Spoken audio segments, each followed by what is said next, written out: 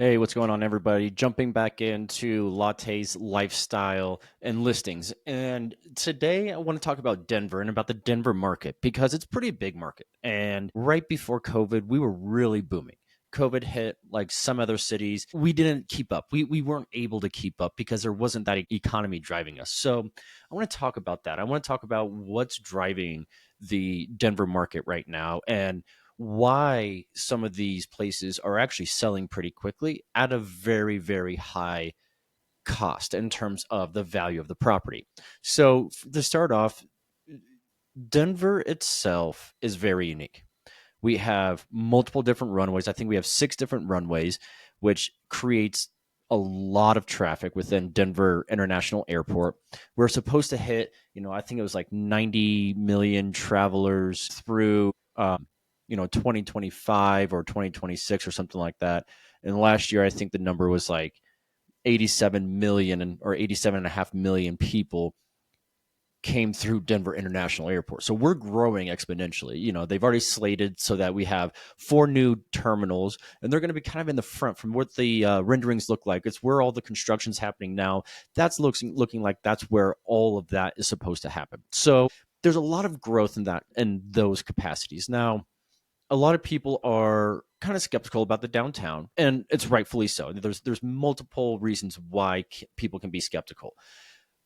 But like I've been trying to explain to some of my friends, Denver's still a second class city. We're not a first class city. We're not a Chicago. We're not in LA. We're not in New York. We're not any of those places yet. We have the potential of that. And the reason why we have the potential is because of the amount of people moving here to Denver. Not only that, but also our economy and some of the businesses that are here. We have a lot of tech. There's a bunch of medical here. So there's a lot of things, and there's a lot of VCs here too. So with all of those being said, Denver is prime. And I truly mean prime to being a world class city. Some of the things that I feel like we really need to address is some of the housing.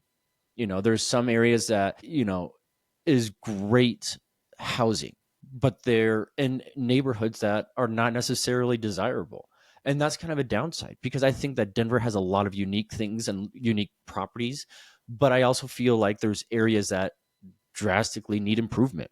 My friends have known this. I've talked about it openly. I have no hidden secrets when it comes to some of these items. Now, with all of that being said, I do strongly believe downtown Denver needs to have a lot more luxury coming into it. We need to get more people excited about downtown again.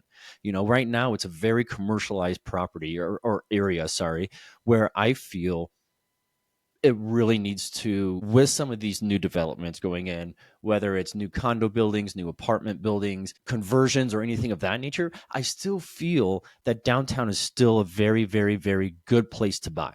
And I say that because of all the things that the Cronkies are doing. I say that because of all the new developments happening. And I also say it because of 16th Street. Now, a lot of people will be like, 16th Street, whatever, blah, blah, blah. Okay, but what else would you guys want to have? If we don't have 16th Street Mall, if we don't have a pedestrian walkway like so many of these other cities do, what is there? And that's one of the things that I feel strongly about. And a lot of my friends know that too, because I want to see downtown grow and I want to see downtown come back. I do feel like bringing in some more of these tech people or some of these finance people in whatever capacity of industry of finance, I do think that that's going to help the downtown. We need to get some of these people in here. We need to make downtown more inviting and welcoming in terms of aesthetics, in terms of housing, and in terms of the people that are wanting these different aspects. I do think that River North is a great area. I also think that, oh my goodness, I forget the whole area now. Wow, that's terrible. Anyway, I'll come back to it, but I do think that there's certain areas in downtown nonetheless that are really great. And I also think that these areas really do showcase a lot of what downtown has to offer. There's a lot of beauty when it comes to living in downtown. You have a lot of amazing views, and the way that downtown was set up was that we're a little bit on an angle.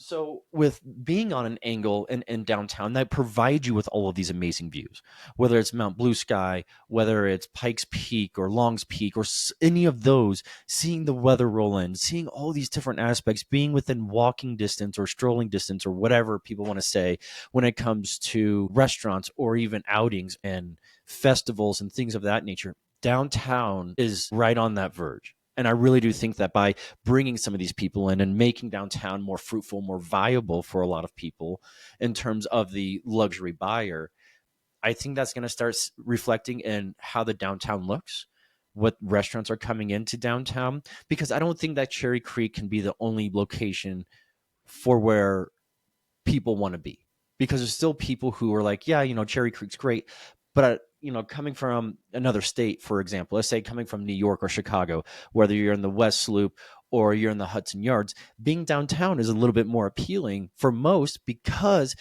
it's similar to what they've experienced. It's similar to what they know. But not only that, they also really want to have that luxury aspect to everything. They want to have those moments where they can say, "Hey, listen, I'm downtown. Just take the train. A couple blocks away. It much easier for friends, family, whomever they're trying to meet because it's right there." Now, some of the downsides that I know that I've expressed to many friends is that we need better design, and I mean architectural design. Yes, we have some of these really cool homes, but when it comes to new housing, and I've said this to a couple people, not that I agree with every single DRC, but I do think that there needs to be some type of DRC. If you don't know what that is, it's a design review committee. And if there was one like that, I do believe that putting people in there who understand design, who understand classic design, whether it's a modern design or whether it's a timeless traditional styling of a design, at least understanding some of those principles and making this city that Queen's City that it's named for, that's what we all are looking for. We want some of this newer stuff. We want to see some of this better design. We want to see these designs that can rival California or Dallas. There's places in Chicago, and there's very few here where they're kind of stacked, right? So you go in and you have the first floor, and it looks just, first floor, and there might be a basement, garden, whatever. But usually in Chicago, those are one unit. So the first floor and then the basement is one unit. Then you have the center floor, and then that's another unit. And then you have the top, and that's your other unit. I really love those designs. I think you can maximize a lot there.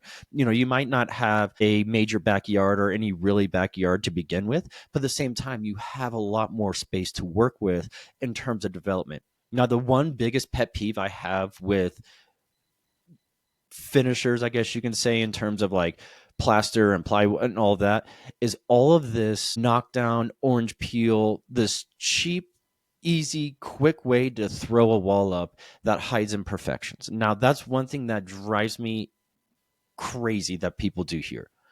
I don't feel like it's that difficult or takes that much more time to make a smooth wall. And the reason I say this is because a lot of people have art. A lot of people want to showcase art. And having a smooth wall, you can do a lot more with it.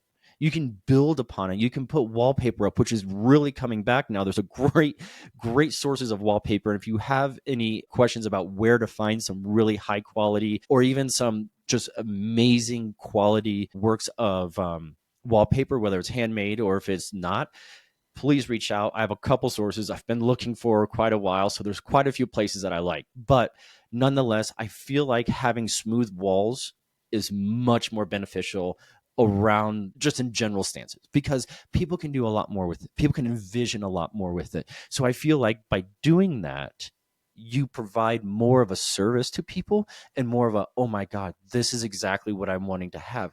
This is that cream puff. Hunt, can you see where this can go? Can you see where that can go? Oh my God, we can have all of these pictures up. We can have a clock here. And yeah, you can do that in places that have knockdown or orange peel style of walls, but wouldn't you much rather have a smooth wall? And I'm curious too. So please comment if you can, especially if you've gotten this far.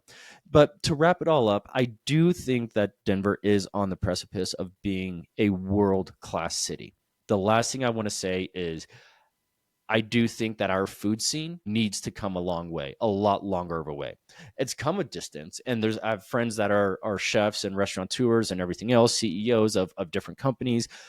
But that's one thing that everyone has said, is that we don't have enough really good food and diverse food in Denver. And I hope that that's the one thing that's going to be coming. I hope there's a lot more chefs. I hope that there's a lot more people that are coming to this city with some of those other connections that can say, hey, come in here. You can make a killing as a chef. You can do this as a chef. There's all of this that's happening, and congratulations to everyone that has a Michelin or Michelin reviewed or whatever. I'm happy for you guys. I don't really look at the Michelin reviews. I don't. I look at how's the ambience, how is the food, and what is the consistency with with the food. Because if it's not consistent, I'm not coming back. I'm not going to lie. I'm not going to write a review, but I'm also not going to tell my friends that, hey, you should go to this restaurant because of this, this, and this. So all in all, I do think Denver is right there. I do think that we are very close when it comes to the food scene. And I do think that we're very close when it comes to multiple other things too. So I hope that we get more designs. I hope that we get downtown thriving again. And I really hope that we get people coming in, because Denver is a really, really beautiful city. There's a lot this city has to offer, and there's a lot that this city can grow upon. So I hope you guys have a wonderful day. I hope you guys have a wonderful week. I'm going to jump on another time, probably Friday or something, or maybe even Wednesday. I don't know, sometime this week. And I'm going to talk about the new Waldorf Astoria, because that is one project that is absolutely incredible. And I really think that people should really take a look at it. And I'm not saying to purchase. I'm just saying take a look at what it's going to be doing for Colorado, because it's over half sold. So without any more spillage of what I'm going to be talking about in that episode, have a great day, guys. And I hope that you guys stay safe. And if you can't, have fun. Take it easy. Cheers.